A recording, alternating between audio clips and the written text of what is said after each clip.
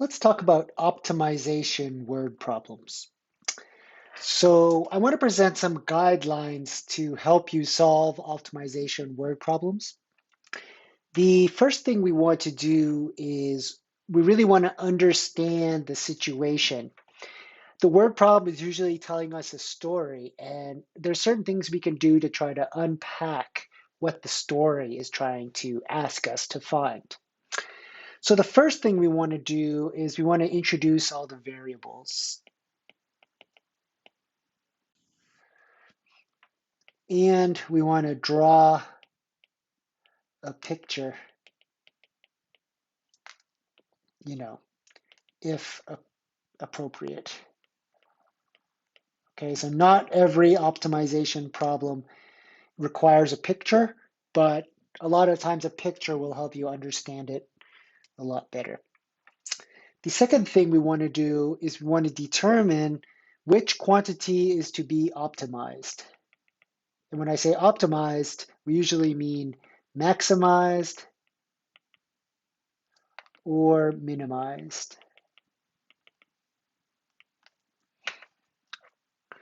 So, whenever students come to office hours looking for help, one of the questions I always ask them is, what is the quantity you're trying to maximize? What is the quantity you're trying to minimize?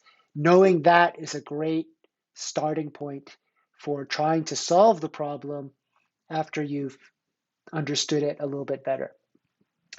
The third step I would say write a formula for the quantity you are trying to optimize.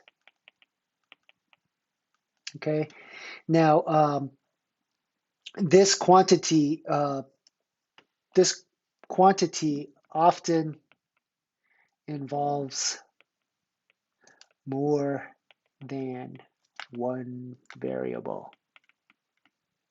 So this point is kind of key. You could be trying to optimize the volume of a cylinder, and a cylinder has two variables, right? It has a radius and a height. So your function might have more than one variable in there. So this leads us to step 4. Step 4 says write any equations relating the variables.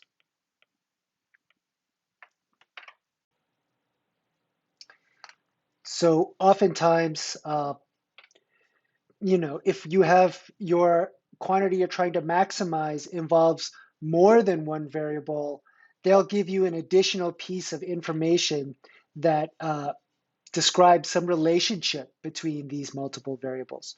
So for example, if for number 3, we were trying to maximize the volume of a circular cylinder, then they might also give me an equation for the surface area of the cylinder.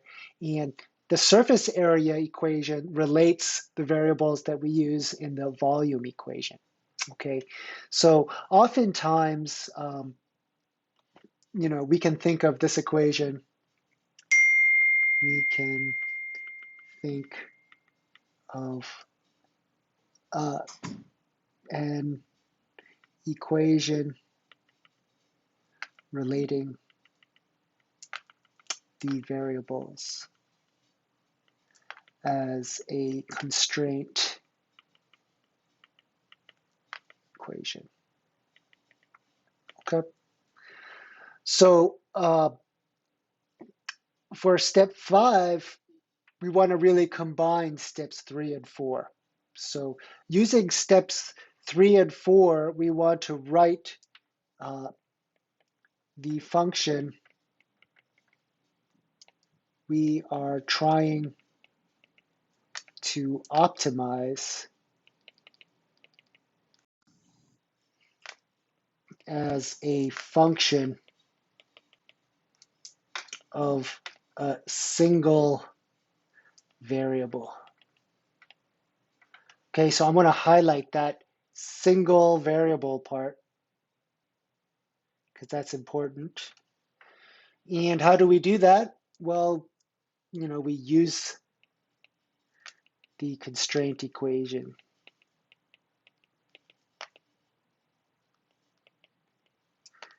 to solve for one variable in terms of another, and we substitute. So I think steps 3, 4, and 5 are the keys to solving optimization problems. That's like the difficult part. And 3, 4, and 5, these aren't even like calculus things. These are just pre-calculus type things. But that's the part that students usually have the most difficulty with. Once you have gone through the first 5 steps, the remaining isn't so bad. You want to identify the domain. And then you want to locate the maximums, maxes, and minimums. Okay, so if the domain is a closed interval,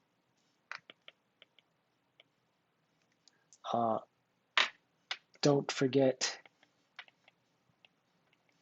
to check the endpoints. All right, so why don't we take a look at a pretty simple example. Let's take a look at example 1. So in example 1, they ask us to find 2 numbers whose difference is 100 and whose product is a minimum.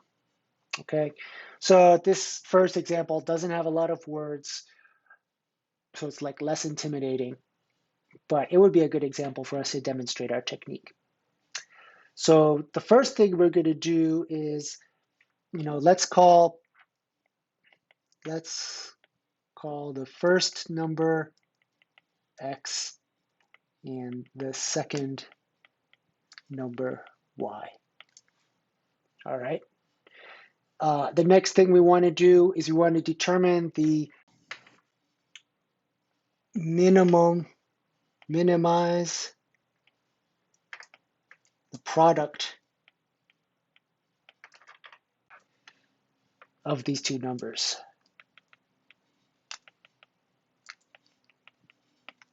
Okay. The third step says write a formula for what you're trying to maximize. So why don't we call our formula P, and the product of 2 numbers, that's just going to be x times y. So right now our function is in terms of 2 variables. So I could write P of x comma y like that. That would describe a function in 2 variables. I don't want to work in 2 variables. I want to work in 1 variable, right? So for the fourth step, I wanted to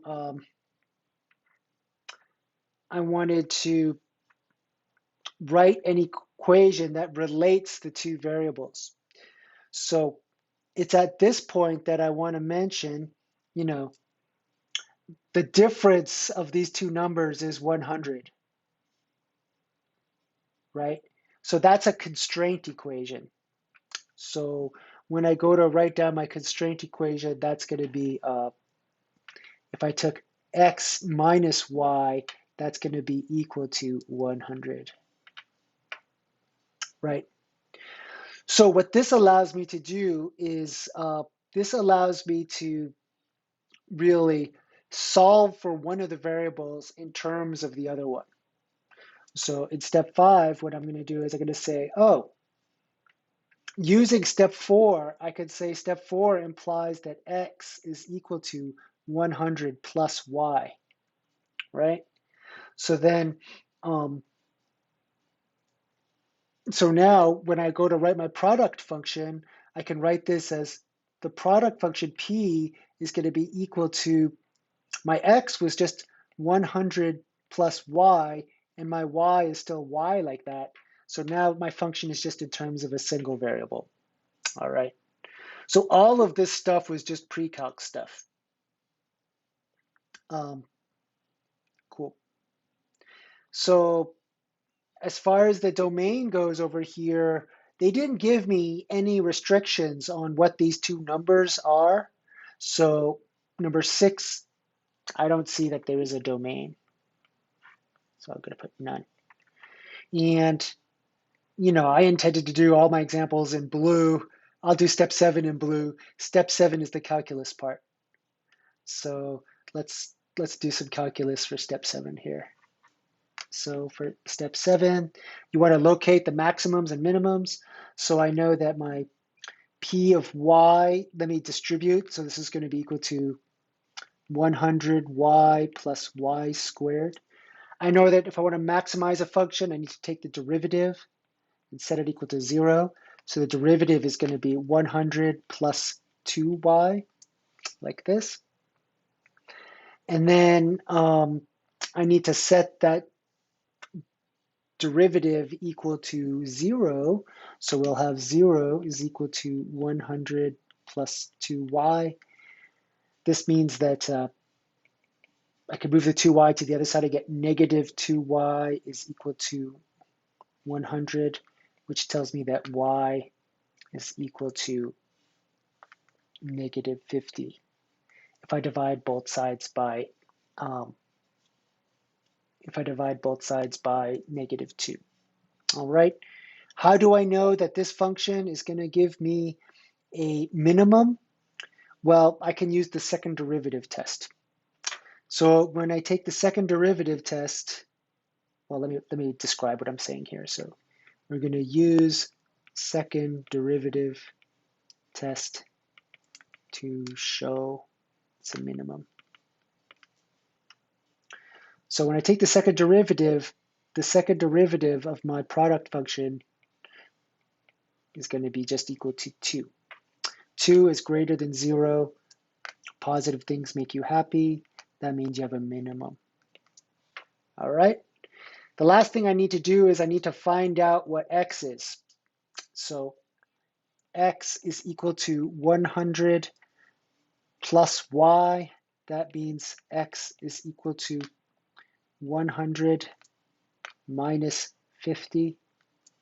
That's equal to 50. So in the end, the two numbers that I get are going to be negative 50 and 50. And the minimum product that I'm going to get is negative 250.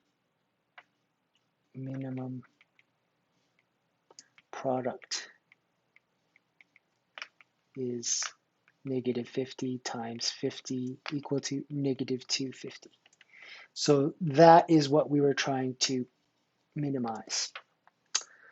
All right, everyone, take care.